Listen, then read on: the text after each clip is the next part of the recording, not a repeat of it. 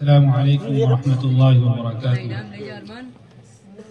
الحمد للہ نحمده ونستعینه ونستغفره ونؤمن به ونتوکل علیہ ونعوذ باللہ من شرور انفسنا ومن سیئات اعمالنا من يهده الله فلا مضل له ومن يضلل فلا هادي له ونشهد ان لا اله الا الله ونشهد ان محمدا عبده ورسوله۔ اعوذ باللہ من الشیطان الرجیم، بسم اللہ الرحمن الرحیم۔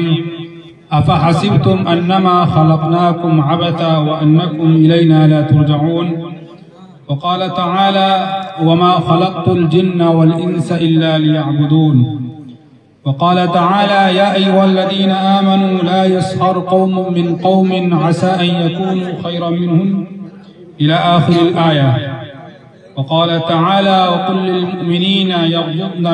وقل للمؤمنات يغضضن من أبصارهن إلى آخر الآية۔ صدق الله العلي العظيم۔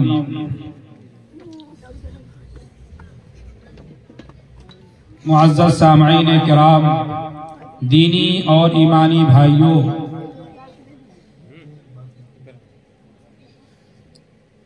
بہت دیر سے آپ حضرت مولانا سلمان صاحب کے بیان سے مستفید ہو رہے تھے۔ بہت ساری باتیں سامنے آئیں اور خصوصاً تعلیم کے تعلق سے بھی گفتگو ہوئی۔ چونکہ یہ جلسہ اصلاح معاشرہ کے عنوان سے قائم ہے، تو ہمارے معاشرے میں اور ہمارے سماج میں جو چیزیں عمومی طور پر پائی جاتی ہیں، بہت زیادہ پائی جاتی ہیں، ان میں سے چند چیزوں کا تذکرہ کرنا ہے۔ یہ آپ کی محبت ہے، دین سے لگاؤ ہے کہ آپ لوگ اتنی سخت سردی میں بھی بیان سننے کے لیے اور کچھ فائدہ حاصل کرنے کے لیے بیٹھے ہوئے ہیں۔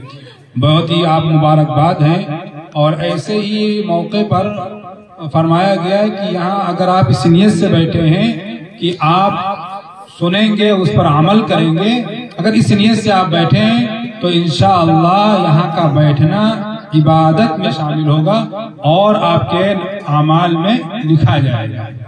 لیکن شرط ایک اور ہے، شرط یہ کہ جلسہ ہے تو یہ بھی ارادہ ہو کہ آج فجر کی نماز بھی قضا نہیں ہوگی، ورنہ پھر جلسے کا مقصد نہیں ہے۔ اگر ہماری تقریر سے اور ہمارے تقریر کی وجہ سے آپ کی نماز فوت ہو رہی ہے تو میری تقریر کرنا بیکار ہے، کیونکہ نماز جیسی اہم عبادت، اس سے بڑھ کر کوئی عبادت ہو ہی نہیں سکتی ہے۔ تو اگر ہماری تقریر کی وجہ سے فجر کی نماز چھوٹ جانے کا ڈر ہے تو بھائی سونے کا انتظام کیا جائے۔ بہرحال تو یہاں آپ بیٹھے ہیں تو اس نیت سے سنیے کہ اس پر عمل بھی کیا جائے گا، اور فجر کی نماز نہیں چھوٹے گی نا انشاءاللہ۔ انشاءاللہ آپ بیٹھنا بھی آپ کی عبادت میں شامل ہوگا۔ دیکھیے، ہم دنیا میں یہ دیکھتے ہیں کہ جب کوئی انسان کوئی چیز بناتا ہے تو اس کے پیچھے کچھ مقصد ہوتا ہے۔ بغیر مقصد کوئی انسان کوئی چیز ایجاد نہیں کرتا، نہیں بناتا۔ یہ مائک بنائی گئی اس وجہ سے تاکہ زیادہ لوگوں تک آواز پہنچے، یہ موبائل اس لیے سامنے لایا گیا تاکہ میلوں اور جو بہت زیادہ دور رہتے ہیں ان کو سیکنڈوں میں اور منٹوں میں ان سے رابطہ ہو سکے۔ کوئی مقصد ہے تو ذرا سوچئے کہ اللہ کی انسان نے کوئی بھی چیز بے مقصد نہیں بنائی، تو اللہ رب العزت جو احکم الحاکمین ہے، بادشاہوں کا بادشاہ ہے، وہ انسان کو بے مقصد کیسے بنا سکتا ہے؟ وہ انسان کو کیسے بے مقصد بنا سکتا ہے؟ اور قرآن نے یہی اعلان کیا، اور قرآن کریم نے پوچھا انسانوں سے افحسبتم انما خلقناکم عبثا وانکم الینا لا ترجعون، اے لوگو کیا تم یہ سمجھتے ہو کہ تم کو یوں ہی پیدا کر دیا گیا؟ ہرگز نہیں، اور تمہیں پلٹ کر واپس نہیں آنا ہے۔ اگر یہ سمجھتے ہو تو یہ سمجھنا غلط ہے، کیونکہ اللہ رب العزت نے بے مقصد پیدا ہی نہیں کیا، بلکہ اس مقصد کو واضح کر دیا، وَمَا خَلَقْتُ الْجِنَّ وَالْإِنسَ إِلَّا لِيَعْبُدُونَ، منهم من رزق وما أريد أن يطعمون إن الله هو الرزاق ذو القوة المتين. اللہ رب العزت نے انسان کو کیوں بنایا؟ واضح کر دیا کہ ان لوگوں یہ مت سمجھنا کہ تمہیں کام کرنے کے لیے اور پیٹ کے لیے کھیتی کے لیے پیدا نہیں کیا گیا ہے. کیونکہ دنیا میں آئے ہو تو ظاہر کوشش کرنی ہے، پیٹ ہے کچھ تو کوشش کی جائے گی اور کمانے کے لیے، لیکن آپ کا اصل مقصد کمانا نہیں ہے. آپ کو بہرحال کوشش تو کرنی ہے کمانے کی، کیونکہ آپ کی ذمہ داریاں، آپ کے کچھ حقوق ہیں، بیویوں کے، بچوں کے، گھر بار، تو کچھ نہ کچھ تو کمانا ہے. لیکن اپنی زندگی کا اصل مقصد یہ مت سمجھ لینا کہ زندگی میں آنے کا مطلب صرف اور صرف کمانا ہے. یہ نہیں ہے. اصل مقصد یہ ہے کہ اللہ رب العزت کے حقوق، یعنی جن کو حقوق اللہ کہتے ہیں اور حقوق العباد، ان دونوں کو انجام دینا ہے. اور حقوق اللہ کیا ہے؟ اللہ کے حقوق کیا ہے؟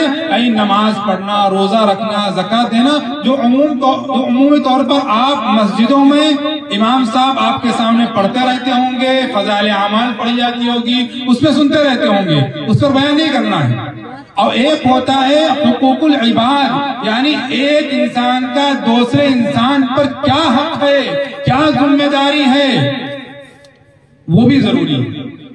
کیونکہ صرف اللہ کے لیے نماز پڑھنا، روزہ رکھنا صرف اس کے لیے بھی پیدا نہیں کیا گیا. کیونکہ فرشتے لاکھوں سینکڑوں فرشتے ہیں جو اللہ کی تسبیح بیان کر رہے ہیں، رکوع کر رہے ہیں، ان کی تعریف کر رہے ہیں، اللہ رب العزت کی تعریف کرتے ہیں، شب و روز تعریف کرتے ہیں. تو کیا ضرورت تھی اللہ رب العزت کو ہم انسانوں کو بنانے کے لیے؟ لیکن وہاں معاملات نہیں ہیں، وہاں ان کو نہ کھانے کی ضرورت ہے نہ پینے کی ضرورت ہے، تو وہ تو کر رہے ہیں. وہ کمال نہیں ہے. کمال یہ ہے کہ ہمیں بال بچوں کی بھی ضرورت ہے، بیوی کی بھی ضرورت ہے اور کمانے کی بھی ضرورت ہے، اس کے باوجود بھی ہم اللہ کی عبادت کر رہے ہیں، یہ کمال ہے. ان کو پیدا ہی نہیں، ان کو بنایا ہی اسی لیے گیا ہے کہ وہ اللہ کی عبادت کریں، اور ان کے اندر وہ مادہ نہیں ہے کہ ان سے گناہ ہو بھی نہیں سکتا ہے. ایک آم کا درخت ہے، وہ آم کا درخت ہے، اس میں کبھی کٹہل آ سکتا ہے؟ نہیں آ سکتا. تو جس طرح وہ آم میں آم ہی آئے گا، اس طرح فرشتوں سے گناہ ہو ہی نہیں سکتا. اور ہمارے اندر دونوں چیز ہیں، یعنی گناہ کرنے کی بھی قدرت ہے، نیکی کرنے کی بھی قدرت ہے، لیکن اپنے آپ کو کنٹرول میں رکھنا، اللہ کے ڈر سے، اللہ سے ڈرتے ہوئے، اللہ کے جو اللہ نے جن چیزوں کو منع کیا اس سے بچتے ہوئے ہمیں اللہ کی اگر عبادت کر رہے ہیں تو یہ گویا کہ ہم فرشتوں سے بڑھ گئے. بہر کے بات دوسری طرف چلی گئی. تو حقوق العباد، اب کیا ہے حقوق العباد؟ ایک شوہر ہے، اس کے اوپر اس کی بیوی کی کیا ذمہ داریاں ہیں. ایک بیوی ہے، اس کے اوپر اس کے شوہر کے کیا حقوق ہیں. ایک باپ ہے، اس کے بچے ہیں، بچوں کے اوپر کیا ذمہ داریاں ہیں. ایک باپ کے اوپر کیا ذمہ داریاں ہیں لڑکے کی. ایک پڑوسی کے کیا حقوق ہیں. ایک انسان کے دوسرے انسان پر کیا حقوق ہیں. ان حقوق کو انجام دینا، صحیح طور پر انجام دینا، یہ ہے حقوق العباد. اور یاد رکھیے کہ اللہ کی بارگاہ میں ہم حقوق اللہ میں تو نکل سکتے ہیں، لیکن حقوق العباد میں ہماری گاڑی پھنس جائے گی. ہم نمازی ہوں گے، ہم روزے دار ضرور ہوں گے، ہم حاجی ہوں گے، لیکن اللہ کے میدان میں، اللہ کے سامنے جب کل ہماری حاضری ہوگی تو پھر ہم نے دوسروں کے حق مارے ہوں گے، دوسروں کو ستایا ہوگا، دوسروں کو ناجائز ان پر الزامات لگائے ہوں گے. تو یہ کل بندہ یا اللہ کی بارگاہ میں کہے گا اللہ اس نے مجھ پر غلط الزام لگایا تھا، گالی دی تھی، اور میرا دل بہت ہی اس سے پریشان رہتا تھا کہ مجھے ستاتا تھا. تو اللہ کہے گا کہ دو. تو وہاں پیسہ تو ہوگا نہیں، تو بندہ نہیں کیا دے گا. ابھی ایک حدیث آئے گی انشاءاللہ میں اس پر گفتگو کروں گا. تو اب معاشرے میں جو چیز سب سے زیادہ رائج ہے اور جس کی وجہ سے آپ کے گھروں میں جھگڑے ہوتے ہیں، خاندان ٹوٹ جاتے ہیں، رشتہ داریوں میں دراڑ پیدا ہو جاتی ہیں، میاں بیوی میں دوریاں پیدا ہو جاتی ہیں، اس سلسلے میں میں نے قرآن کریم کی ایک آیت پڑھی تھی، اس کا مطلب آپ کو بتانا ہے. یا ایھا الذین آمنوا لا یسخر قوم من قوم عسى أن يكونوا خيرا منهم ولا نساء من نساء عسى أن يكن خيرا منهن. دیکھیے قرآن کریم کا ایک اسلوب یہ ہے کہ جب وہ خطاب کرتا ہے قرآن میں کہتا ہے اے لوگوں، اس میں مرد بھی شامل ہو جاتی ہیں، عورتیں بھی شامل ہو جاتی ہیں خطاب میں.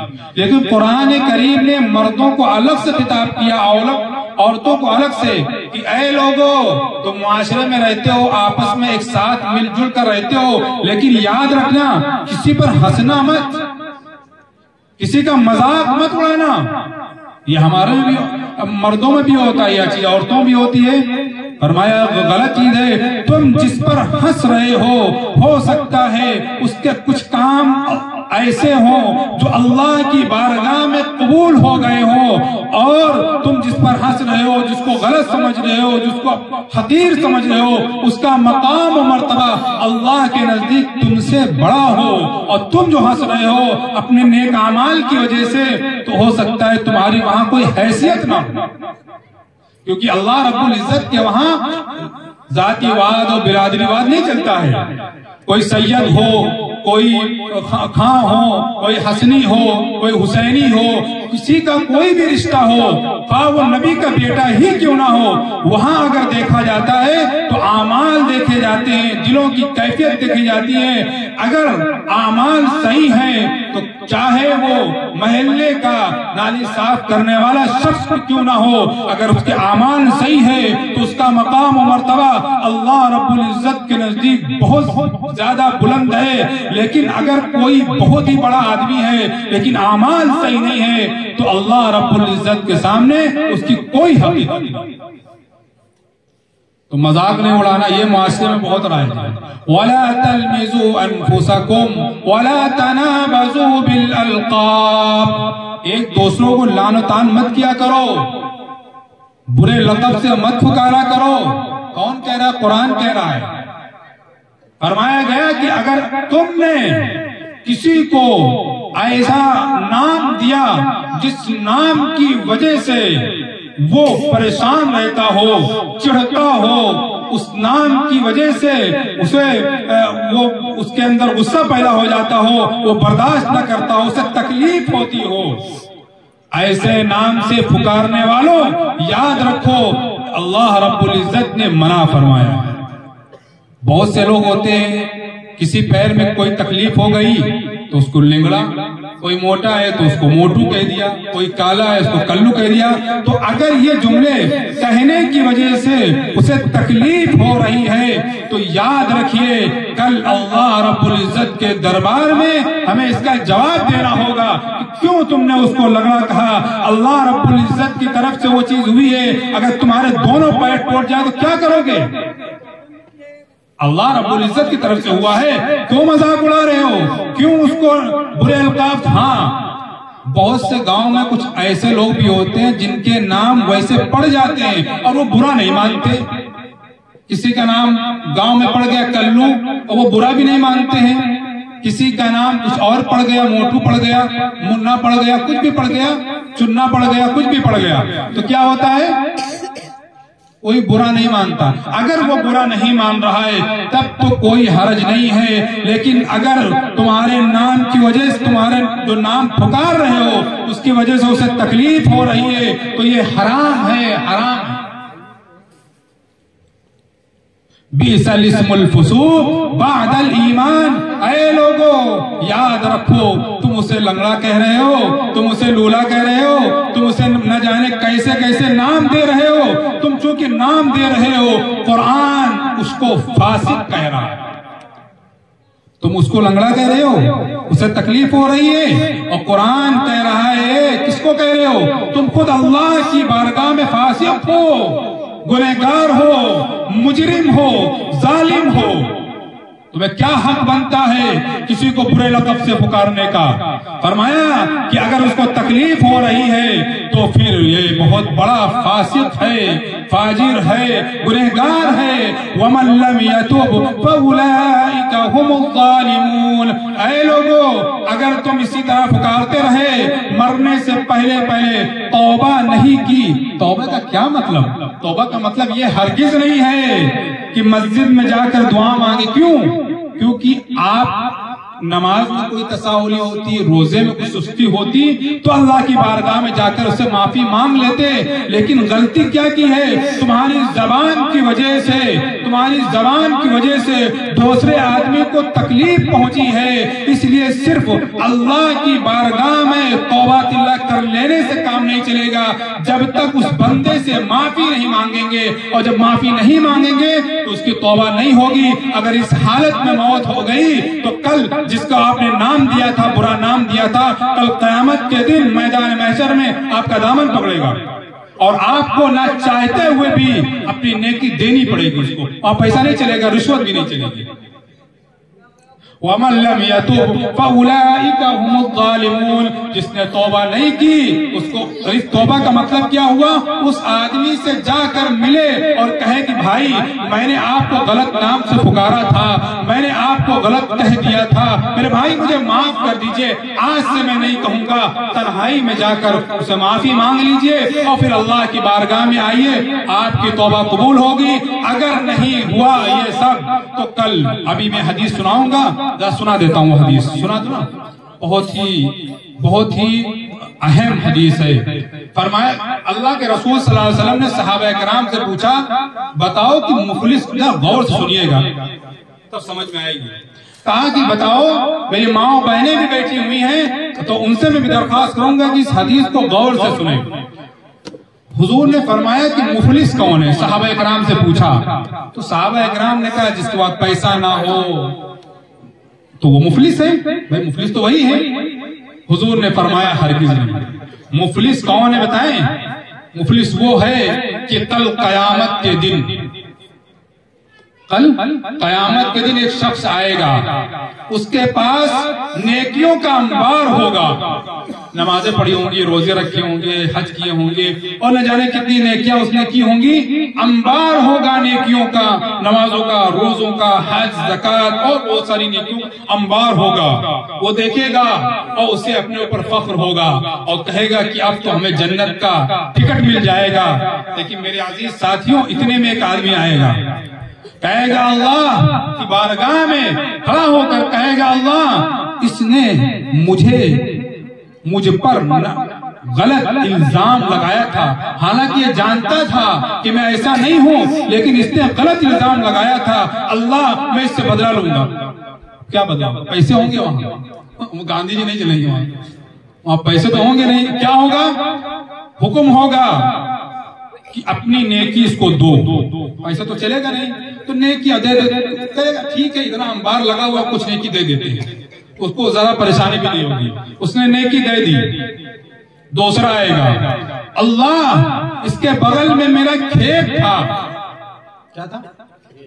اور اس کھیت میں یہ روزانہ ہر فصل پر تھوڑا فروا زیادہ مار دیتا تھا اور ایک دو بارش چلی گئی، کیا ہو گیا؟ ایک دو بارش اس کے بعد زمین چلی گئی۔ حالانکہ اس کی تو الگ سے فرمایا گیا کہ جو ایک بارش بھی اگر کسی کی زمین پر ناجائز قبضہ کر لیتا ہے، کل قیامت کے دن زمین کے ساتوں تو اس کے گلے میں ڈال دی جائیں گے۔ تو سمجھتے ہیں جو بیل اور بھینسی کے پٹا پڑا ہوتا ہے اسے بولتے ہیں، جس سے بھینسی جو ہے کبھی اسے پیچھا نہیں چھڑا سکتی ہے، وہ توق ڈال دیا جائے گا ساتوں زمینوں کا۔ بہرحال یہ الگ ایک چیز ہے۔ تو کہے گا اچھا اس کا جائز حق مارا تھا؟ ہاں مارا تھا، چلے نیکی دے۔ اب وہ پھر نیکی دے گا، پھر کہے گا اللہ دوسرا تیسرا آئے گا اس نے مجھے گالیاں دی تھی، مجھے ستایا تھا، اچھا یہ بات ہے چلو نیکی دیں گے۔ اب ادھر لائن لگی ہوئی ہے، کسی کو گالی دی تھی، کسی کو الزام لگا۔ ذرا تصور کرو کہ زندگی کہ ہم دن بھر میں کتنی گالیاں دیتے ہیں اور کتنی لوگوں کی برائیاں کرتے ہیں، کتنے الزامات لگاتے ہیں۔ تصور کرو تو پتہ چل جائے گا کہ وہاں کتنی لمبی لائن لگی ہوگی۔ اگر تصور کریں تو پتہ چل جائے کتنی لمبی لائن لگی ہوگی۔ اب جب یہ ہوا تو وہ دیکھی دے رہا ہے، لوگوں کا آنا جانا، آمد ہو رہی ہے، یہ نیکی دے رہا ہے، یہ نیکی دے رہا ہے۔ چلتے چلتے ایک وقت آئے گا کہ نیکیوں کا جو انبار لگا تھا، نماز، روزہ، زکوٰۃ، یہ سب ختم ہو جائے گا، لیکن آنے والوں کا سلسلہ بند نہیں ہوگا، آنے والوں کا سلسلہ بند نہیں ہوگا۔ پھر لوگ آ رہے ہیں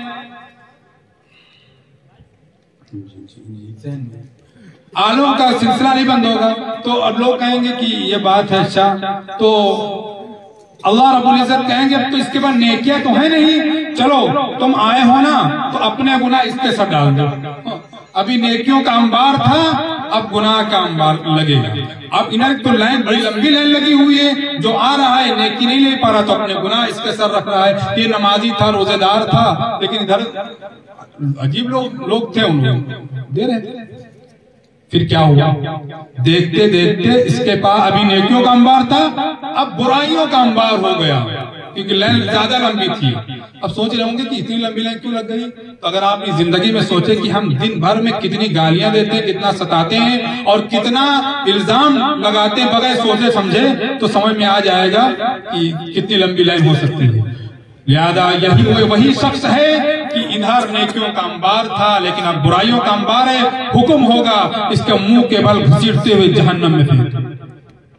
یہ حدیث فضائل اعمال میں ہے، آپ کسی وقت موقع ملے تو مسجد میں جا کر اس کو پڑھ لیجئے، روزانہ پڑھیے، بار بار پڑھیے۔ آپ جب اس کو پڑھیں گے تو آپ کے رونگٹے کھڑے ہو جائیں گے۔ اچھا یہ بات ہوئی تو دوسروں کے بارے میں کیا ہے؟ یا ایھا الذین آمنوا اجتنبوا کثیرا من الظن ان بعض الظن اسم ولا تجسسوا ولا یغتب بعضکم بعضا۔ فرمایا کہ اے لوگو، جس طرح برے القاب سے نہیں کرنا ہے اور لعن طعن نہیں کرنا ہے، اسی طرح بدگمانی بھی پیدا نہیں کرنا ہے۔ خامخواہ بدگمانی کوئی بات نہیں ہے، دو آدمی کھڑے ہوئے ہیں، ہم کہہ رہے ہیں یہ میری برائی کر رہا ہے، کیا ہوا؟ اچھا ایک چیز آپ نے دیکھا ہوگا، اگر آپ کی دو لوگوں میں محبت ہے، بڑی تعلقات اچھے ہیں، تو اگر پیچھے کسی وجہ سے کچھ وہ تاڑی بجا دے، کچھ ہاتھ اٹھا دے، وہ آپ دیکھیں گے کہیں گے وہ ایسے ہی کر رہا ہوگا۔ لیکن اگر اس سے دشمنی ہے تو اگر تاڑی کی آواز سنیں گے تو آپ کہیں گے نہیں یہ ہتھا اٹھا کر مجھے مارنا چاہ رہا تھا۔ یہی تو ہوتا ہے نا، تعلقات کی بنا پر تعلقات نہ ہو تو اسی ہوتا ہے۔ تو بدگمانیاں بڑی، اس بدگمانی کی وجہ سے ہمارے خاندان تباہ و برباد ہو گئے۔ اس بدگمانی کی وجہ سے رشتہ داریوں میں دراڑ پیدا ہو جاتی ہے۔ کیوں؟ ایک صاحب آئے اور وہ یہ کہنے لگے کہ فلاں کو جانتے ہو، وہ آپ کے بارے میں یہ کہہ رہے تھے۔ اچھا یہ کہہ رہے تھے، اچھا لو گالیاں شروع۔ ارے بھائی اگر اس نے کہا ہے تو یہ مجرم ہے، اگر اس نے برائی کی تھی تو تم کو تو نہیں معلوم تھا، اس نے آ کر بتا دیا تو تکلیف کس نے دی؟ جس نے برائی کی تھی اس نے دی، یا جو بیچ میں بتا رہا ہے اس نے تکلیف دی؟ اب یہ نہ سوچا نہ سمجھا، یہ برا مان گیا۔ ارے باپ، اگر کوئی آپ سے کہے کہ فلاں ایسا ہے، فلاں ایسا ہے، فلاں ایسا ہے، تو فرمایا کہ اس کی بات پہ یقین نہ کرو جب تک اس کی تحقیق نہ کر لو، معلوم نہ کر لو۔ اور فرمایا حضور اکرم صلی اللہ علیہ وسلم نے کفا بالمرء کذبا ان یحدث بکل ما سمع، کہ آدمی کے جھوٹا ہونے کے لیے اتنا ہی کافی ہے کہ ہر وہ بات جو ادھر سنے اور اس پر یقین کر لے اور اڑانا شروع کر دے، دوسروں کو بتانا شروع کر دے۔ فرمایا وہ شخص جو سن لیتا ہے تحقیق نہیں کرتا، کہا یہ وہ شخص ہے جو جھوٹا ہے، معاشرے میں اسے جھوٹا سمجھو۔ اگر کوئی آدمی ایسا مل جائے کہ ہر سنی ہوئی بات کو تحقیق نہیں کرتا ہے پوری اور بیان کر دیتا ہے، اسے جھوٹا سمجھو۔ کیا سمجھو؟ کیوں؟ کیونکہ ہو سکتا ہے غلط افواہی ہو۔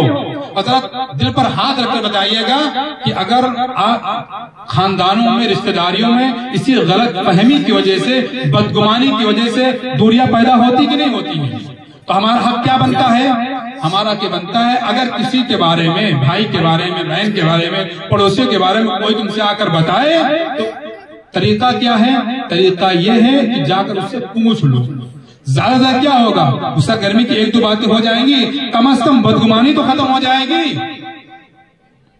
اور اگر کسی انسان کے اندر برائی دیکھ رہے ہو، حضور نے 3 چیزیں بتائیں، من رأى منكم منكرا فليغيره بيده فإن لم يستطع فبلسانه فإن لم يستطع فبقلبه وذلك اضعف الایمان۔ فرمایا اگر برائی دیکھو تو اس کا مطلب یہ نہیں اس کو ہم نے شراب پیتے ہوئے دیکھا، اب ہوٹلوں پر بیٹھ کر اور 4 لوگ میں ہاں وہ فلاں صاحب کے لڑکے شراب پی رہے تھے، کیا ضرورت ہے؟ وہ اللہ کا بندہ ہے، آپ اس کا پرچار کیوں کر رہے ہیں؟ من ستر مسلمن سترہ اللہ یوم القیامہ. آج آپ اگر کسی مسلمان کے عیبوں کو چھپائیں گے اللہ رب العزت کل قیامت کے دن تمہارے دنیا میں کیے گئے گناہوں کو برسر عام نہیں کرے گا، وہ بھی چھپائے گا. یہ ذہن میں رکھیے. تو اگر کوئی برائی دیکھیں اور اسے آپ مجمع میں بیان کر رہے ہیں تو سمجھ لیجئے کہ آپ سب سے بڑے مفسد ہیں، فساد پھیلانے والے ہیں. کیوں؟ کیونکہ آپ اس کی اصلاح نہیں چاہتے. ہونا کیا چاہیے؟ تعلیم نبوی کیا، حضور صلی اللہ علیہ وسلم نے کیا طریقہ بتایا. ہم کوئی برائی دیکھیں تو اگر ہمارے اندر اتنی طاقت ہے کہ اپنے ہاتھ سے روک دیں. مثلا لڑکا ہے، اگر وہ کوئی غلط بات کرے تو ہاتھ سے روک سکتے نا. یا کہیں باہر دیکھے اور طاقت ہے کہ ہاتھ سے روک دیں. شراب پی رہا ہے، بوتل چھین لیں، ایک دو بطور تعدیب کے مار بھی دیں. اگر اتنی طاقت ہے تو اسے ہاتھ سے روک دو. بھائی یہ صحیح نہیں. اور اگر ہاتھ سے روکنے کی طاقت نہیں ہے لیکن زبان سے کہنے کی طاقت ہے کہ کم از کم اس آدمی سے اتنا تو کہہ سکتے ہو کہ بھائی یہ چیز غلط ہے، اتنی طاقت اگر ہے تو اس کو لوگوں کے سامنے کہو گے تو اس کا عیب ظاہر ہو جائے گا نا. لوگوں کے سامنے اس کو تنہائی میں لے جاؤ کہ بھائی آپ کے اندر یہ برائی پائی جا رہی ہے، بھائی اسے چھوڑ دو، اللہ بہت ناراض ہوتا ہے، یہ غلط بات ہے، یہ مت کیا کرو. وہ ایک دن آپ کی بات توجہ نہیں دے گا، اس کو پھر تنہائی میں لے جائیں گے، پھر کہیں گے، 2 دن لے جائیں گے، 3 دن لے جائیں گے، 4 دن لے جائے گا. وہ اپنے اندر شرمندگی محسوس کرے گا، چھوڑ دے گا. ذرا بتاؤ وہ اس طرح چھوڑے گا کہ نہیں چھوڑے گا؟ لیکن اگر آپ اس کے مجمع میں کہو گے فلاں کا لڑکا شراب پی رہا تھا، وہ کہے گا تمہارے باپ کا کیا جا رہا ہے، تم نے آج دیکھا ہے، آج میں تمہارے سامنے 3 بوتلیں چڑھاؤں گا. اس کے اندر ضد پیدا ہو جائے گی نا. تو اس کو مجمع کے سامنے نہیں کہنا ہے، تنہائی میں لے جا کر کرنا ہے. حضور صلی اللہ علیہ وسلم فرمایا کہ زبان سے اگر اسے کہہ سکتے ہو تو زبان سے تنہائی میں جا کر ادب سے، تمیز سے اسے منع کر دو. اور اگر ہاتھ سے بھی نہیں روک سکتے، زبان سے بھی نہیں روک سکتے تو فرمایا حضور نے اتنا تو کر سکتے ہو کہ وہ جو برائی کر رہا ہے اس آدمی کو نہیں، وہ جو برائی کر مطلب شراب پی رہا ہے تو شراب کو برا سمجھو اپنے دل میں، بس اسے آدمی کو نہیں. آدمی کو برا سمجھو گے کبھی اس کا نصیحت کر ہی نہیں پاؤ گے. آدمی سے محبت کرنا ہے اور راستہ ڈھونڈنا، کسی طرح سمجھانے کوئی راستہ نکل آئے، لیکن اس بیماری سے اپنے آپ کو کیا کرنا ہے؟ بچانا ہے. یہ 3 طریقے ہیں، باقی کوئی طریقہ نہیں. ہم کیا کرتے؟ تینوں طریقوں کو چھوڑ دیا. کسی کو برائی کرتے ہوئے دیکھا، 4 لوگوں کے سامنے بیان کر دیا. ذرا بتاؤ اس طرح وہ نوجوان سدھرے گا یا اور بگڑے گا؟ سدھرے گا یا بگڑے گا؟ بگڑے گا. اس لیے میرے عزیز ساتھیوں، شراب تو بہت زیادہ عام ہے، یہ بہت ہی غلط چیز ہے. فرمایا کہ جس نے شراب ایک مرتبہ پی لی 40 سال تک اس کی نمازیوں قبول نہیں ہوتی. تو یہ اس سے چھوڑ دیجئے، بہت ہی گندی چیز ہے، نہایت ہی گندی چیز ہے. اگر ہم شراب سے اپنے آپ کو بچا لیں، شراب سے اپنے آپ کو بچا لیں تو کل اللہ رب العزت صاف ستھری شراب ہمیں جنت میں پلائے گا. تو جسے جنت میں شراب پینا ہو وہ دنیا کی گندی شراب کو کیا کر سکتا ہے؟ چھوڑ دے. اچھا، بدگمانی کی بات ہو گئی. میں بہت ہی تیزی کے ساتھ جا رہا ہوں. ہمارے آپ کے یہاں امام صاحب نے ایک موضوع دیا، اس پر بھی کچھ بولنا ہے. فرمایا وَلَا تَجَسَّسُوا وَلَا يَغْتَبْ بَعْضُكُمْ بَعْضًا. کہ دیکھو تم لوگ آپس میں ایک مومن ہو. اور مومن کیا ہوتا ہے؟ مومن سنیے، مومن کیا ہوتا ہے؟ مومن ایک آئینہ ہوتا ہے. ادھر دیکھو، گاڑی جانے دیجیے. مومن کیا ہوتا ہے؟ آئینہ ہوتا ہے. کیا ہوتا ہے؟ دیکھیے، آپ آئینے کے سامنے جائیں گے تو کیا ہوگا؟ آئینہ تمہیں بتائے گا کہ آپ کے چہرے پر فلاں جگہ داغ لگا ہوا ہے، اسے دھل لیجیے. بتائے گا کہ نہیں بتائے گا؟ یا وہ شیشہ اعلان کرے گا، او لوگوں سنو سنو، اس کے چہرے پر داغ لگا ہوا ہے، اعلان کرے گا. فرمایا ایک مومن کو دوسرے مومن اسی طرح رہنا چاہیے کہ وہ اگر کوئی چیز دیکھے اس کے اندر تو جس طرح شیشہ چپکے سے اس کو بتا دیتا ہے، اسی طرح ایک مومن کو دوسرے مومن کے اندر کوئی داغ دکھے تو چپکے سے بتا دے بھائی اس کو چھوڑ دیجیے. زبردست تعلیم اسلام کی. ہم سمجھے تو، ہم پڑھے تو، ہم بیٹھے تو. اگر اس طرح عمل کیا جائے، یہ بتاؤ ذرا دل سے، خاندان میں کوئی لڑائی ہوگی؟ اسلام میں کوئی لڑائی ہوگی؟ نہیں ہوگی. وَلَا تَجَسَّسُوا. تو میرا نہ رہو، کیا کر رہا ہے، اس نے مکان کیوں بنا لیا، اس کی آمدنی کہاں سے، تو میں کیوں لگے ہوئے، اللہ اسے دے رہا ہے لنا اعمالنا ولکم اعمالکم، کل قیامت کے دن اس کے اعمال اس کے ساتھ ہوں گے نا، اور ہمارے اعمال ہمارے ساتھ ہوں گے، تو اس کے اعمال اس کے ساتھ، ہمارے اعمال ہمارے ساتھ ہے، تو ہم کیوں ٹو میں لگے ہیں؟ اگر واقعی کوئی برائی چیز دیکھ رہی ہے تو وہی چیز ہاتھ سے روکو یا زبان سے روکو یا دل میں اس برائی کو غلط سمجھو، لیکن اب ٹو میں لگے ظاہر رکھیے، یاد رکھیے جو انسان کسی کو ٹو میں لگا رہتا ہے وہ کبھی ترقی نہیں کر سکتا۔ کیوں؟ کیونکہ اس کا جو مائنڈ ہے کاروبار میں جا رہا تھا، اب وہ کسی کی ٹو میں لگ گیا تو اس کا مائنڈ ادھر لگنا چاہیے، کاروبار کیسے پھلے اور پھولے اور کیسے میں ترقی کرنا ہے، اس کا مائنڈ ادھر لگنا چاہیے نا، لیکن اس کا مائنڈ کہاں لگ رہا ہے؟ یہ جا کہاں رہا ہے، یہ سب ہونا شروع ہو جاتا ہے۔ کسی گاؤں میں کوئی امام آ جاتا ہے تو امام کو کس نظر سے دیکھا جاتا ہے؟ امام صاحب کو اس نظر سے دیکھا جاتا ہے جس طرح گھر میں نوی نویلی دلہن آتی ہے تو گھر کے لوگ کیا دیکھتے ہیں؟ یہ چل کیسی رہی ہے، کھانا کیسے پکاتی ہے، باتیں یہی تو ہوتا ہے نا، امام کو اسی طرح دیکھنا شروع کر دیتے ہیں۔ میں کہتا ہوں کہ جو لوگ امام پر اتنی سخت نگاہ رکھتے ہیں، اگر اس کی آدھی نگاہ اپنے بچوں پر رکھ لیں تو ان کے بچے اللہ کے ولی بن جائیں گے۔ بن جائیں گے نہیں بن جائیں گے؟ امام کیا کر رہا ہے؟ ارے امام وہاں بیٹھا کیوں ہے؟ امام یہ، ارے امام چائے پی رہے، امام تھا، امام کے پاس بڑا موبائل ہے۔ بھائی وہ بھی انسان ہے، امام کیا ہے؟ ہمیں یہ چاہیے کہ ہم امام کی قدر کریں، وہ ہماری نماز پڑھاتا ہے، ہم کاروبار میں ہیں لیکن ہمارے بچے آگے چل کر دین پر قائم ہے، اس کی وہ فکر کر رہا ہے، ہم کما رہے ہیں، ہمارا امام اس کی فکر کر رہا ہے، ہم کما رہے ہیں، ہمارے بچوں کو وہ قرآن پڑھا رہا ہے، ہمیں چاہیے کہ ہم اس کی قدر کریں، چھوٹی موٹی بات کو یوں اس طرح نظر انداز کر دیں جس طرح آپ اپنے بچوں کی چھوٹی چھوٹی غلطیوں کو نظر انداز کر دیتے ہیں۔ نہ ہونا چاہیے نا، لیکن عجیب بات ہے، بچے کیا ہیں ہمیں نہیں معلوم، لیکن امام وہاں کھڑے کیوں تھے؟ تو بہرحال یہ ایک اہم چیز ہے، سمجھنا چاہیے، امام کی قدر کرنی چاہیے، کیونکہ امام ہم لوگوں کو نماز پڑھاتا ہے، اس سے اچھا گمان رکھنا چاہیے۔ وَلَا يَغْتَبْ بَعْضُكُمْ بَعْضًا، اللہ رب العزت نے فرمایا کہ جاسوسی نہ کرو اور غیبت مت کرنا۔ غیبت کیا ہے؟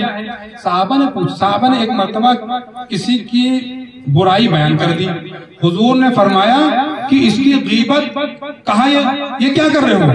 حضور نے فرمایا یہ جو میں بات بتا رہا ہوں اس کے اندر پائی جاتی ہے، تو حضور نے فرمایا یہی تو غیبت ہے، اور اگر نہیں پائی جا رہی ہے تو الزام لگا رہے ہیں۔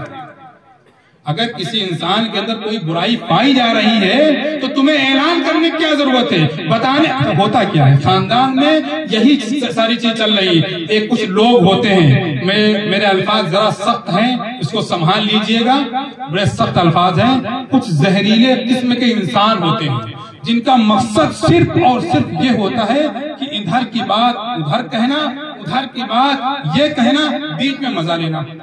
یاد رکھیں یہ زہریلے اژدہے ہیں، انسان نہیں ہیں، ان سے بچنا چاہیے۔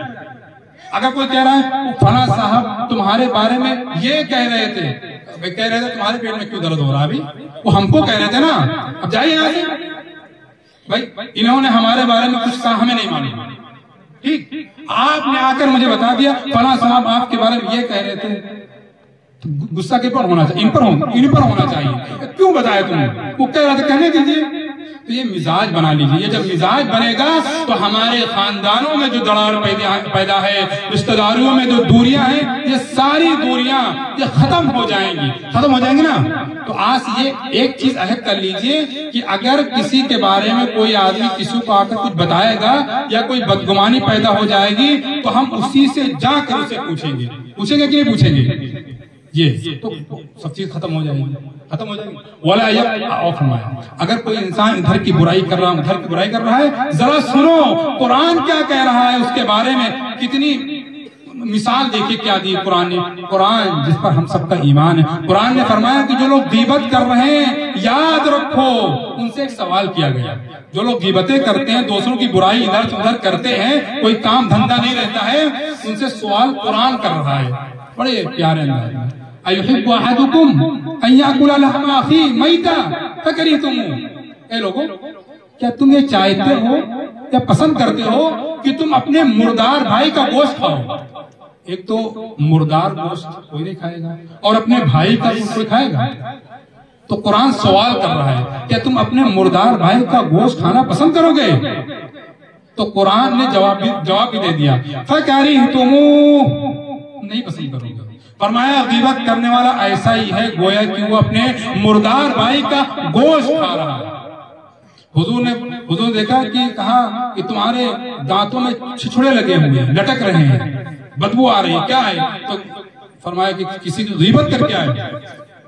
ہمیں محسوس نہیں ہوتا ہے لیکن ہے، برائی کرنے والا، غیبت کرنے والا ایسا ہے۔ تو ہمیں چاہیے کیا؟ ان 3-4 آیتوں کا خلاصہ کیا نکلا؟ ہمیں کسی پر ہنسنا نہیں ہے، کسی کا مذاق نہ اڑانا ہے، اور اگر کوئی آ کر کسی کے بارے میں بدگمانی پیدا کرتا ہے یا ہم کچھ کبھی بھی آنکھوں دیکھا بھی سچ نہیں ہوتا ہے، اگر آنکھوں سے بھی دیکھ لیتے ہیں لیکن اس کے باوجود بھی ہم ہرگز اس کی بات پہ یقین نہیں کریں گے۔ کیوں؟ کیونکہ حضور نے فرمایا ہے جو سنی سنائی بات کو بیان کرے وہ جھوٹا ہے۔ ہم جا کر اس سے پوچھیں گے بھائی آپ نے ایسا کیا ہے کیا ہے؟ کہ بھائی ایسا نہیں، ایسا ہے، بات ختم۔ اب آپ کی ذمہ داری ختم۔ اگر وہ برا مان رہا ہے، بدگمان ہو رہا ہے، آپ کی ذمہ داری ختم ہو گئی۔ تو بدگمانی سے بچیں گے نا انشاءاللہ، ثم انشاءاللہ بہت زیادہ فائدہ ہوگا۔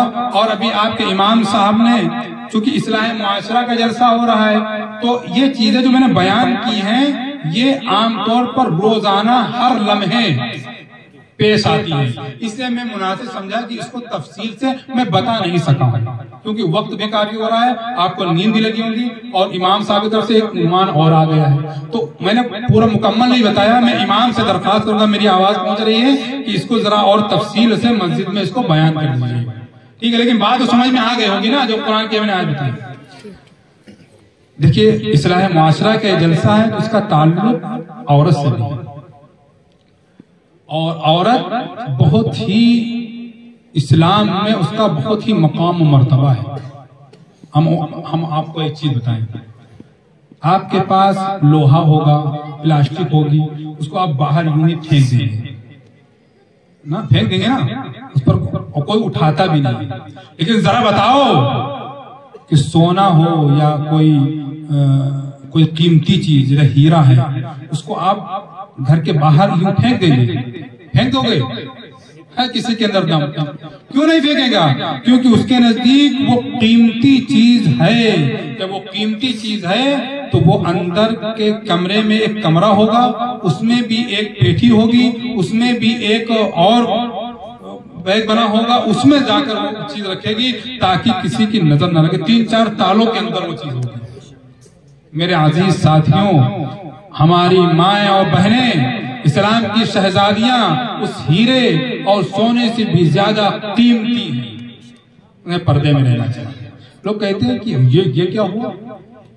نظر بدلو، سوچ بدلو، زمانہ ترقی کر گیا ہے، سوچ بدلو۔ اس نیت سے عورت کو کیوں دیکھ رہے ہیں؟ ارے بھائی کیسے سوچ بدل جائے گی؟ اللہ رب العزت نے عورت میں اچھی چیز رکھی ہی ہے۔ ہمیں مثال دیکھیے، مثال سے بات زیادہ سمجھ میں آتی ہے۔ کچھ سامان پڑا ہوا، یہ بھگونا وہاں رکھا ہوا ہے، یہ رات بھر رکھا رہے، کوئی بھی نکلے گا دیکھے گا تمہیں۔ لیکن اگر سونا یا ہیرا رکھا ہو تو چور نکلے گا تو صافی ہو جائے گا، لیکن اگر بڑا سے بڑا متقی پرہیزگار نیک انسان بھی رات کو ادھر سے نکلے گا، چمکتی ہوئی چیز دیکھے گا تو ایک مرتبہ دل میں خیال ضرور آئے گا، اس طرح اٹھا لیتے ہیں۔ آئے گا کہ نہیں آئے گا؟ جب ہماری مائیں اور بہنیں بے پردہ نکلیں گی تو کتنا بھی کوئی بزرگ ہو، نگاہ پڑے گی کچھ نہ کچھ۔ شیطان دشمن ہے، ان الشیطان للانسان عدو مبین، شیطان انسان کا کھلا ہوا دشمن ہے، وہ وسوسے ڈالے گا۔ اس لیے اللہ رب العزت نے قرآن کریم نے مرد کو اور عورتوں کو زبردست خطاب دے دیا اس تعلق سے۔ کیا کہا؟ قل للمؤمنین یغضوا من ابصارہم ویحفظوا فروجہم ذالک ازکا لہم۔ فرمایا اے لوگوں، اے مرد حضرات سنو، قرآن کہہ رہا ہے اے مرد حضرات سنو۔ محمد صلی اللہ علیہ وسلم سے کہا گیا کہ مومنوں سے بتا دو یغضوا من ابصارہم، جب وہ باہر نکلا کریں تو اپنی نگاہ نیچے رکھا کریں، اتنی نیچے نہ ہو کہ کسی کھمبے سے ٹکرا جائے، دیوار سے ٹکرا جائے، ہاتھ پیر توڑ لے، نہیں، اتنی نیچے کہ اگر عورت گزر رہی ہو تو اس پر نگاہ نہ کرے. وَيَحْفَظُوا فُرُوجَهُمْ، اور اپنی شرمگاہ کی حفاظت. اس کے بعد یہ کس سے کہا جا رہا ہے؟ عورتوں سے یا مردوں سے؟ مردوں سے کہا جا رہا ہے. دو چیزیں صرف کہی گئی مردوں میں. کیا کر لیں؟ نگاہ نیچے اور شرمگاہ کی. لیکن جب عورتوں کو خطاب کیا، کیونکہ ایک عورت ایک نازک ہے، بہت ہی قیمتی، بہت ہی اعلیٰ، ہیرے سے بھی زیادہ قیمتی ہے. اس میں کیا فرمایا گیا؟ وَقُلْ لِلْمُؤْمِنَاتِ يَغْضُضْنَ مِنْ أَبْصَارِهِنَّ وَيَحْفَظْنَ فُرُوجَهُنَّ وَلَا يُبْدِينَ زِينَتَهُنَّ. اے مسلمان عورتوں، جب باہر نکلو کسی ضرورت کی وجہ سے تو تم بھی نگاہیں نیچے رکھو، اپنی شرمگاہ کی حفاظت کرو. وَلَا يُبْدِينَ زِينَتَهُنَّ، اور اپنی زینت کو، بناؤ سنگار کو باہر نکل کر ظاہر مت کرو.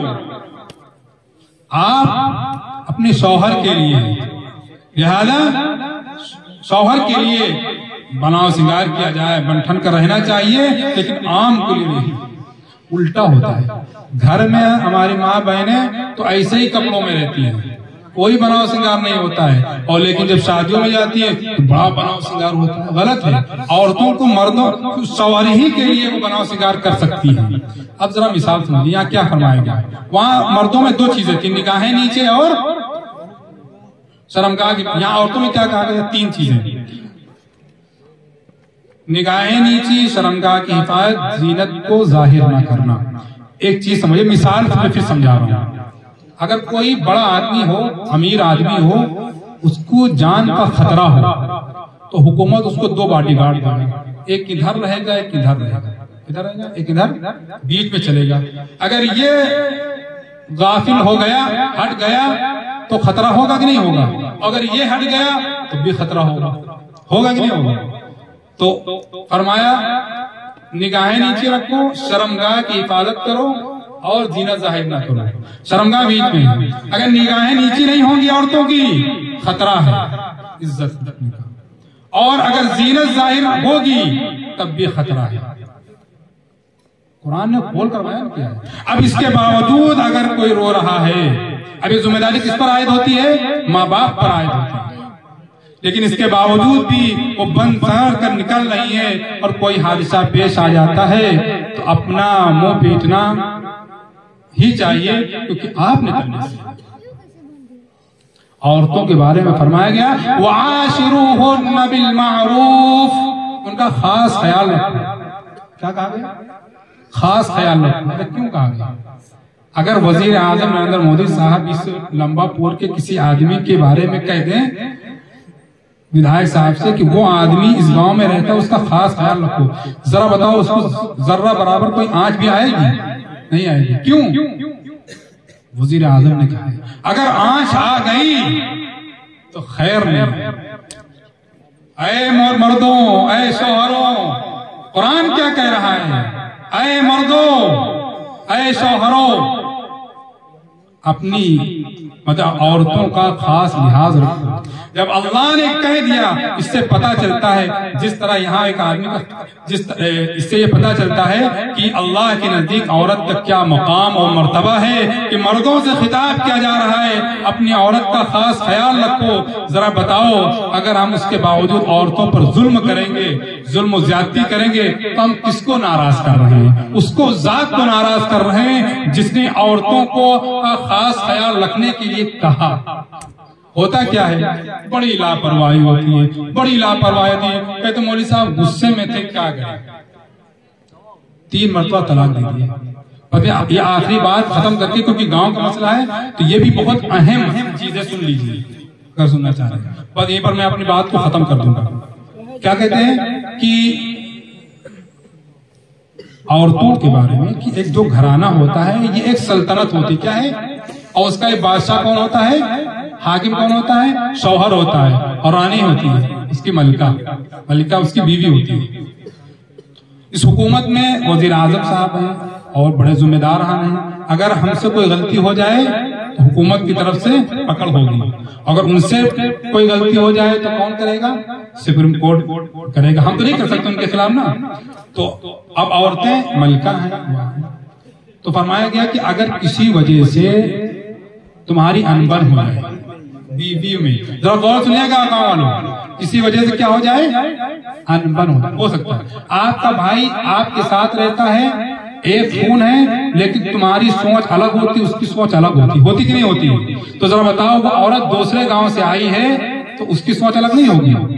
انبن تو ہوگی. اگر انبن ہو گئی تو آپس میں سمجھ لو، یہ سمجھ لو کہ یہ گھر بار چھوڑ کر ہمارے لیے آئی ہے، لہذا اس کی ذرا سخت اور جملے ذرا ہم سن لیں. عورت کیا سمجھے کہ بیچارہ پورا دن محنت کرتا ہے، آیا ہے، چلو کیا اس کی تھوڑی خدمت کر دے، ہمارے لیے کما رہا ہے، ہمارے لیے پریشان ہے، اس نے خدمت کر دی. اور مرد نے دیکھا اچھا بیوی بڑی خدمت کر رہی ہے، تو شوہر نے کہا ارے آپ تو اتنی بڑی محنت کرتی ہیں، تھک جاتی ہیں.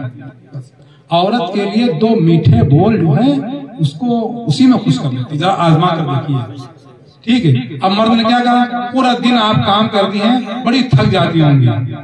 دو جملے عورت خوش ہوتا الٹا ہے. مالک باہر کام کرنے گئے، مالک نے پیسے نہیں دیے، تنخواہ نہیں دی، غصہ وہاں کا اور کہاں نکالنا ہے. یہ بہادری نہیں ہے، یہ نامردی. اب بہادر نہیں ہے عورت، وہ اپنے باپ کو چھوڑ کر آئی، اپنے بھائی کو چھوڑ کر آئی، اپنے گھر بار کو چھوڑ کر آئی، جہاں پیدا ہوئی وہاں سے اس کو محبت تھی، اس کو چھوڑ کر آپ کے لیے آئی ہے، اور آپ دو میٹھے بول نہیں بول سکتے؟ اتنا ظلم. اس لیے اگر آپ کام سے آئے تو مالک کا اور اپنے مالک کا غصہ عورتوں کو نہ ہوتا ہے، اس کو ساتھ نہیں. میں نے بتایا نا، عورت یہ سمجھے کہ ارے صاحب آئے ہیں، ٹھیک ہے، بڑے محنت کر کے آئے ہیں. اور مرد کیا کہے کہ ارے آپ تھک گئے ہوں گے. بس یہ دونوں بول دونوں کی تھکان کو اتار دیں گے. عورت کی تھکان بھی دور ہو جائے گی اور مرد کی تھکان بھی دور ہو جائے گی. اگر کوئی غریبی آ گئی، عورت دلاسا دے کہ ارے کوئی بات نہیں، ہم کم خرچے میں کام چلا لیں گے، کوئی بات نہیں. تو جب دلاسا دے کہ تم مضبوط ہو. حضور صلی اللہ علیہ وسلم پر جب پہلی وحی نازل ہوئی، آپ پریشان ہو گئے، بھاگتے ہوئے اپنی بیوی حضرت اماں خدیجہ رضی اللہ تعالیٰ عنہا کے پاس آئے اور پورا حال بتایا. گھبرائے ہوئے تھے، کہہ رہے تھے ایسا لگ رہا ہے کہ مجھ پر کچھ کوئی آفت آ گئی، کوئی بھوت یا عذاب آ گیا. ان کی بیوی نے کیا کہا تھا؟ انہوں نے بھی تسلیہ دی تھی، ارے آپ تو صلہ رحمی کرنے والے ہیں، آپ تو دوسروں کے بوجھ کو اٹھانے والے ہیں، آپ تو مہمان نوازی کرتے ہیں، آپ تو حق کا ساتھ دیتے ہیں، آپ پر کون سی مصیبت آ سکتی ہے؟ تو اگر کوئی مصیبت آ جائے تو بیوی وہ ذات ہے کہ اپنے شوہر کو کنٹرول کر سکتی ہے. ارے کوئی بات نہیں، آج کام نہیں ہو، کوئی بات نہیں، ہم کھا لیں گے، کوئی حرج نہیں. آپ کی اب وہ چوراہوں پر جا کر برائی کرنا یہ کون سی بات ہے؟ اور گھر میں ایک بات یاد آ گئی، گھر میں اگر ساس ہے، سسر بھی ہے اور بہو بھی ہے. اب یہاں بھی سمجھ لیجیے، اگر ساس یہ سمجھ رہی کہ یہ میری بہو ہے اور بہو یہ سمجھ رہی ہے یہ میری ساس ہے، تو یاد رکھیے، میری بات لکھ لیجیے، جھگڑا ہوگا. وہ ساس جھگڑا ہو گئی. ساس یہ سمجھے کہ میری جو اور بیٹیاں تھی اس میں ایک اور بیٹی بڑھ گئی، اور بہو یہ سمجھے کہ میں ایک ماں کو چھوڑ کر آئی ہوں، دوسری ماں مل گئی. اچھا فائدہ کیا ہوگا دونوں کو؟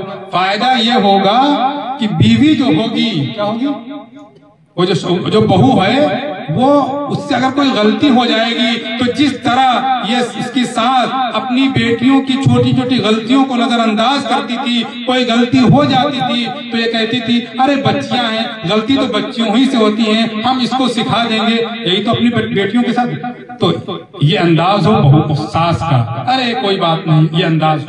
اور بہو کا کیا ہو، اگر ماں ڈانٹ دے، کچھ ڈانٹ دے تو بہو یہ سمجھے ارے میری ماں ہی تو، جس طرح وہ ماں میری تربیت کرتی تھی، کبھی کبھی ہاتھ اٹھاتی تھی، تو آج میری ساس نے ذرا کچھ کہہ دیا ہے، ٹھیک ہے میری ماں ہی تو ہے. جب اس طرح گھر چلے گا تو گھر میں کتنا سکون ہوگا، ٹینشن سے ہم بالکل باہر نکل آئیں گے اور ایک عجیب ماحول ہوگا ہمارے گھر کا اور بہت ہی اچھا لگے گا. لگے گا کہ نہیں لگے گا؟ تو اس کو ذہن میں رکھنا چاہیے. تو اگر کوئی انبن ہو جائے تو کیا ہونا چاہیے؟ کچھ سمجھ لینا چاہیے آپس میں. کوئی ایسی بات جو نہیں ہو پا رہی ہے، اپنے بھی نہیں ہو پا رہی ہے، تو قرآن کہہ رہا ہے، میں نہیں کہہ رہا ہوں، قرآن کہہ رہا ہے. قرآن کہہ رہا ہے کہ ایک سسرال کی طرف سے اس کے ایک لڑکا اپنے میکے سے اور وہ لڑکی کے میکے سے 2 افراد کو بلا لے اور کہہ دے کہ یہ بات بن نہیں پا رہی ہے. تو وہ جو 2 لوگ آئیں وہ یہ نہ کریں تم نے لڑکوں کیوں پریشان کیا یا کیوں لڑکی نہیں. وہ جو 2 لوگ جمع ہوں تو ان سے وہ کچھ اس کے شوہر کو دابیں اور کچھ ان کی بیوی کو دابیں. ٹھیک ہے، چل جاتا ہے. یہ تو ہونا چاہیے نا، کچھ ان کو دابے کچھ ان کو دابے، فیصلہ کرا دے.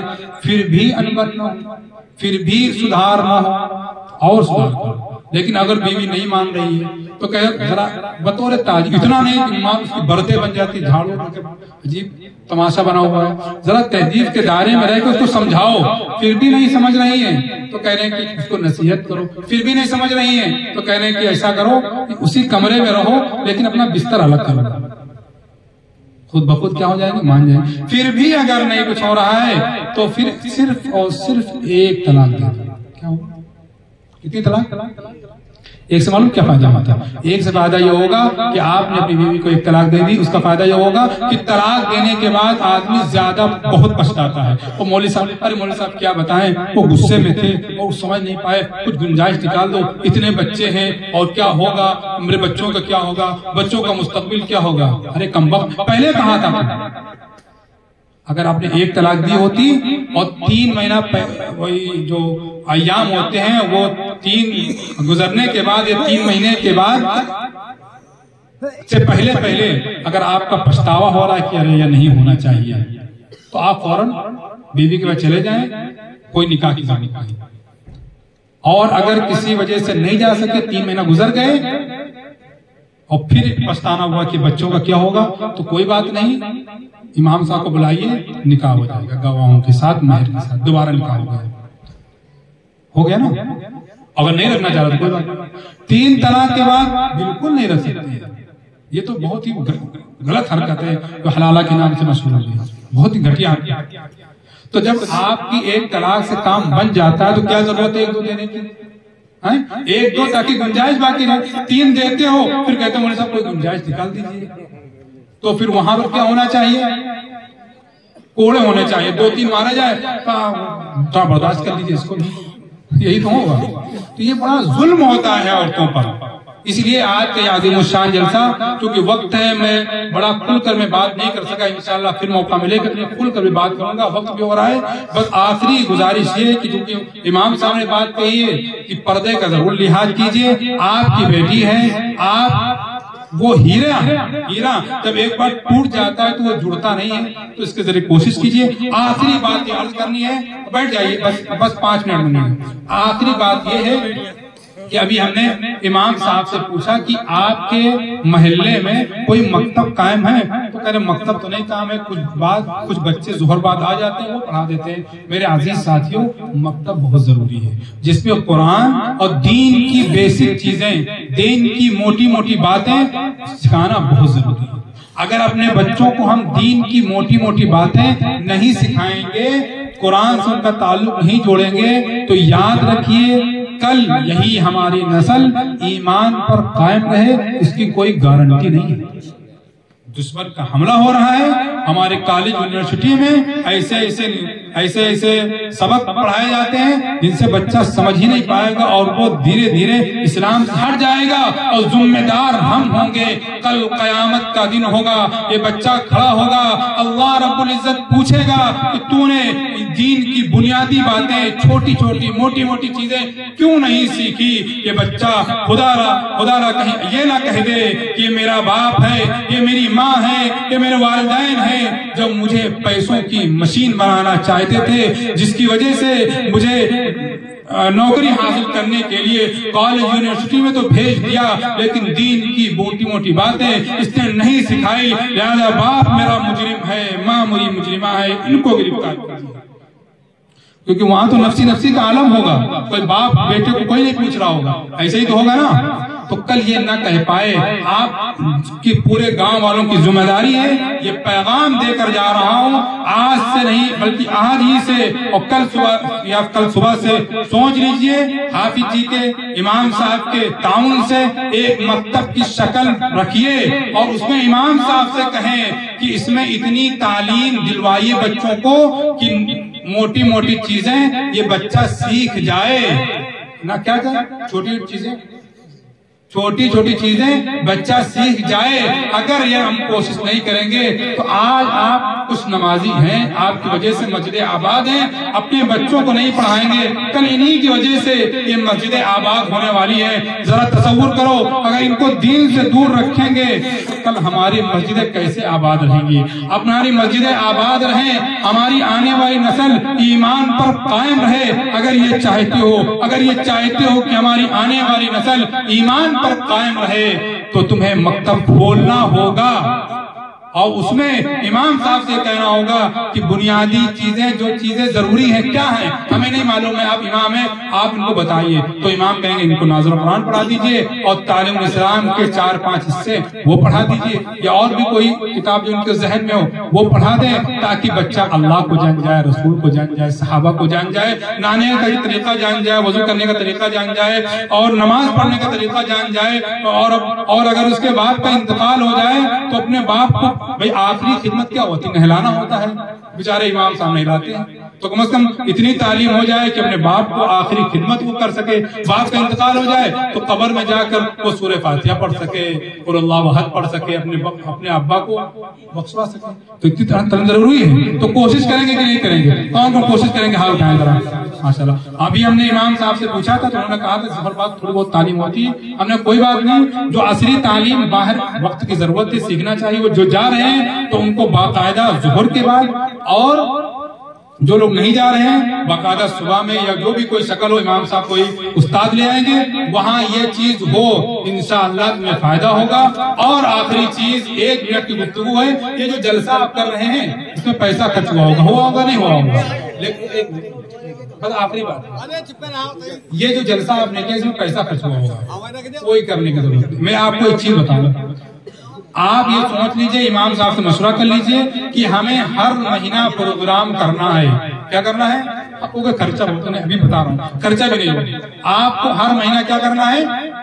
مہینے کے اخیر میں پروگرام کرنا ہے، اور علماء کی رہنمائی میں کوئی ایک عنوان، مثلا آج اس مہینے جو بیان ہوگا وہ عورت اور شوہر کی کیا کیا ذمہ داریاں ہیں اس پر بیان ہوگا۔ اگلا مہینہ تاریخ دے دی گئی کہ آج جو ہے شراب پی جا رہی ہے، اس پر بیان ہوگا۔ تیسرا مہینہ اس پر جو ہے لوگ سود و بیاج میں پھنس رہے ہیں، اس پر بیان ہوگا۔ اس طرح کا پروگرام کیجئے، یہ پنڈال کی ضرورت ہے چونکہ آپ ہر مہینہ کر رہے ہیں، مسجد میں رکھیے اور جمعے کا دن رکھیے، آپ کی آسانی کے لیے، کیونکہ جمعہ میں سب کہتے ہیں ہم نجس ہو گئے، پتہ نہیں نالی کی چھینٹیں پڑنے سے پیشاب نکلنے سے کوئی ناپاک تھوڑی ہوتا، اس کو دھل لیا جائے۔ تو بہرحال تو اب یہ کریں گے تو انشاءاللہ فائدہ ہوگا۔ تو ہر مہینے میں تاریخ متعین کر لیجئے، وہ بیان ہو، پھر وہی دوسرے مہینے کی تاریخ کا اعلان کر دیا جائے کہ اگلا مہینے میں فلاں عالم صاحب آئیں گے، یہ بیان ہوگا، تو آپ کا پیسہ بھی بچ جائے گا اور آپ کو معلومات بھی ہو جائے گی ایک چیز۔ اور پھر اپنے امام صاحب کو اچھی معلومات ہے، کٹولی سے وہاں پڑے ہوئے ہیں، ملتے رہیے، معلومات کرتے رہیے، یہ بتا دیجیے، یہ بتا دیجیے، اچھا یہ کیا ہے نماز، رکوع کیا ہوگا، سجدہ کیا ہوگا، کس طرح اٹھائے، یہ سب ملتے رہیے، انشاءاللہ فائدہ ہوگا۔ تو بہرحال مجھے بڑی خوشی ہوگی کہ اگر آج میرے اس بیان کے بعد آپ مکتب کے بارے میں سوچیں گے اور استاد کے بارے میں سوچیں گے، اپنے ان بچوں کے ایمان کے بارے میں آپ نے انشاءاللہ تہیہ کر لیا، عہد کر لیا ہے، انشاءاللہ بہت جلد ہمارے آپ کے امام صاحب مجھے فون کر کے بتائیں گے کہ الحمدللہ ابھی جگہ کا تعین نہیں ہوا ہے لیکن مسجد میں مکتب کھول دیا گیا، انشاءاللہ ہوگا نا۔ اللہ تعالی ہمیں کہنے اور سننے سے زیادہ عمل کی توفیق عطا فرمائے۔ وما علینا الا البلاغ۔